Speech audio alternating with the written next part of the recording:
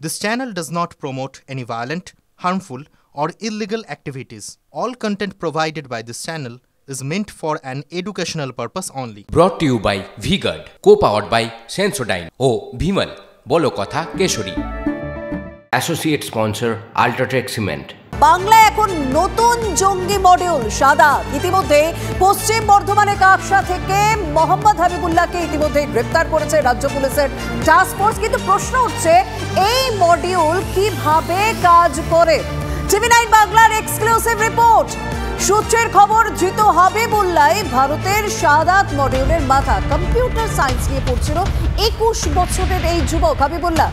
প্রথম বর্ষের ছাত্র সে, এবং জানেন কি, মাধ্যমিক এবং উচ্চ মাধ্যমিকে 80% বেশি নাম্বার পেয়ে পাশ করেছিল এই হাবিবুল্লাহ, যাকে এই ভারতের মাথা বলে মনে করা হচ্ছে শাহাদাত গোষ্ঠীর। নতুন এই সংগঠন ডিজিটাল মাধ্যমে জাল বিস্তার করতে চেয়েছিল, এমনকি ইউটিউবে চ্যানেল খোলার প্রক্রিয়াও চলছিল। আইসিস এর পতাকাও আলাদা করে তৈরি করা হয়েছিল এই শাহাদাত গোষ্ঠী। ধৃত হাবিবুল্লাহর কাছে মিলেছে ল্যাপটপ, মোবাইল, 30টি মোবাইল আইডি তথ্য। বাংলাদেশের শাহাদাতের 2 সদস্য কয়েকদিন আগে ধরা পড়ে, তারপরে এই নতুন সংগঠনের কথা জানা গিয়েছে।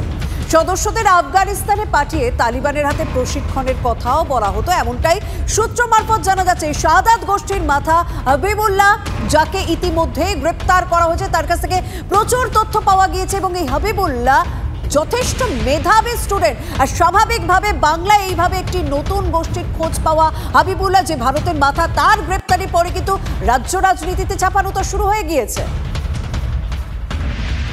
এর আগে আমরা দেখেছি এই রকম অপরাধী যারা, তারা কেন্দ্রীয় সরকারের সাহায্য পেয়েছে, রাজ্য সরকারের সাহায্য পেয়েছে, এমপি হয়েছে, অপরাধের সঙ্গে যুক্ত নাম এমপি হয়েছে।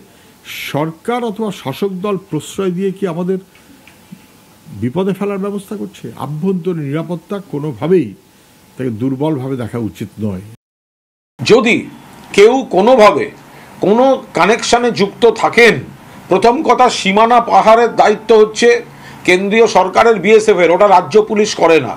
তারপরেও যদি ওই দিক থেকে এসে কেউ কিছু করে এবং রাজ্যের পুলিশ যদি ধরে থাকে, এটা 100% পুলিশের কৃতিত্ব। আর বিজেপি মনে রাখবেন, লোকসভায় আপনাদের, সংসদে আপনাদের কেন্দ্রীয় স্বরাষ্ট্রমন্ত্রীর, আপনাদের দফতরে, স্বরাষ্ট্রমন্ত্রকের দফতরের যে স্টেটমেন্ট, তাতে বলা আছে ভারতবর্ষের অন্তত 14টা রাজ্যে, ভারতবর্ষের অন্তত 14টা রাজ্যে কোনো না কোনো জঙ্গিদের গতিবিধি, করিডোর, বাসস্থান এর অস্তিত্ব পাওয়া গেছে 14টা রাজ্যে। বাংলায় নতুন জঙ্গি মডিউল শাহাদাত। এই শাহাদাতের শুরুটা কিন্তু বাংলাদেশ থেকে। বাংলাদেশের জঙ্গি সংগঠন জামাতুল মুজাহিদিনের প্রাক্তন শীর্ষ নেতা বড় ভাইয়ের ব্রেন চাইল্ড এই শাহাদাত। খাগড়াগড় বিস্ফোরণের পর এ রাজ্যে জেএমবির নেটওয়ার্ক প্রকাশ্যে আসার পরই আদর্শগত কারণে ভাঙন ধরে জেএমবি সংগঠনে। এক অংশ আইসিস মতাদর্শে এগোতে চায়, আর অন্য অংশ জেএমবি সংগঠনের প্রতিষ্ঠা লগ্ন থেকে যেভাবে আল কায়দা মতাদর্শে অনুপ্রাণিত ছিল, সেই পথেই এগোনোর কথা বলেন দ্বিতীয় গোষ্ঠীর শীর্ষ সংগঠক সালাউদ্দিন ওরফে বড় ভাই। আর সালাউদ্দিন বাংলাদেশে না ফিরে ভারতেই ঘাঁটি করে। সালাউদ্দিন আল কায়দা পন্থীদের নিয়ে জামাতুল মুজাহিদিন হিন্দ নামে সংগঠন তৈরি করে।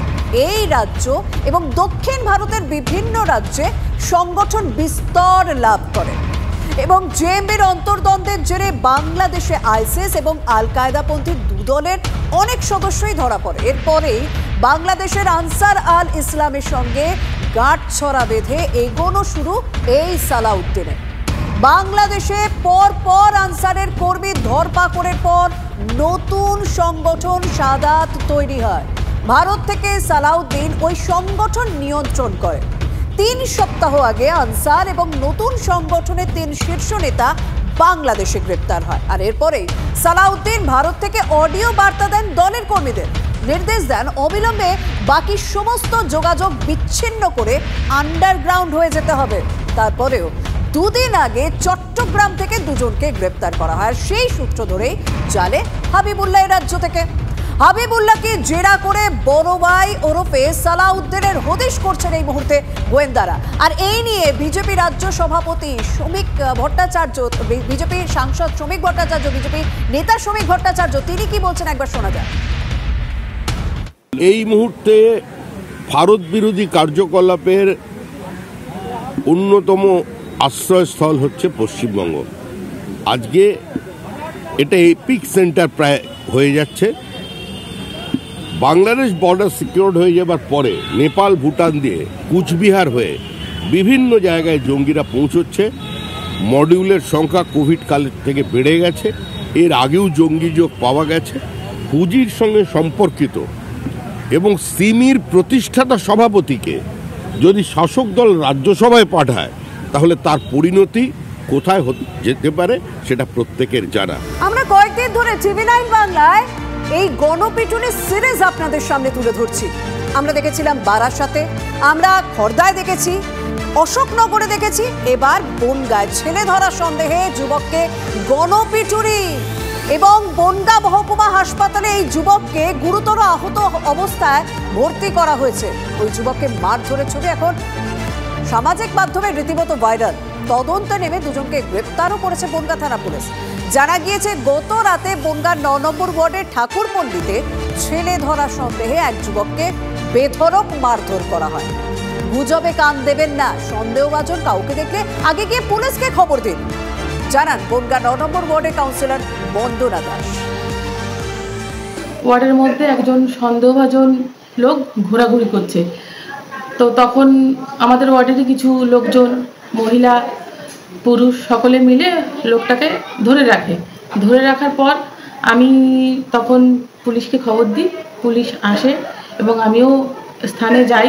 স্থানে গিয়ে দেখলাম ছেলেটা একটু অসুস্থ হয়ে পড়েছে এবং পুলিশ ওকে রিকভারি করে হসপিটালে নিয়ে গেছে। কিন্তু আমি সেখানে মারধর হয়েছে কিনা বলতে পারবো না, কারণ আমি একটু খানিকটা পরে গেছি। আমি ওয়ার্ডের লোক বা ওয়ার্ডের বাইরে যারা আছে সকলকেই একটা কথাই বলবো, গুজবে কান দেবেন না। Brought to you by V-Guard, co-powered by Sensodyne ও ভিমল, বলো কথা কেশরী। Associate sponsor UltraTech cement.